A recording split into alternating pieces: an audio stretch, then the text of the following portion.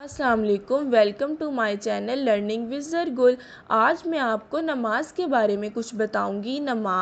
نماز کو کیا کہتے ہیں؟ نماز کو عربی زبان میں صلاۃ کہتے ہیں۔ اس کے معنی ہے رحمت اور دعا۔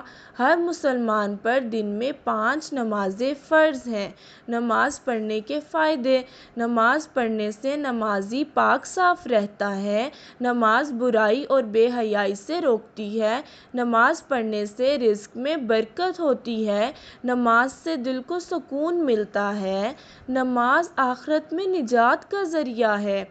نبی صلی اللہ علیہ وآلہ وسلم نے ارشاد فرمایا، نماز آنکھوں کی ٹھنڈک ہے۔ نبی صلی اللہ علیہ وآلہ وسلم نے فرمایا، قیامت کے دن سب سے پہلے نماز کے بارے میں پوچھا جائے گا۔ اب آپ سب بچوں نے نماز پڑھنی ہے اور اللہ تعالیٰ کو خوش کرنا ہے، کیونکہ اچھے بچے ہمیشہ اچھے کام کرتے ہیں۔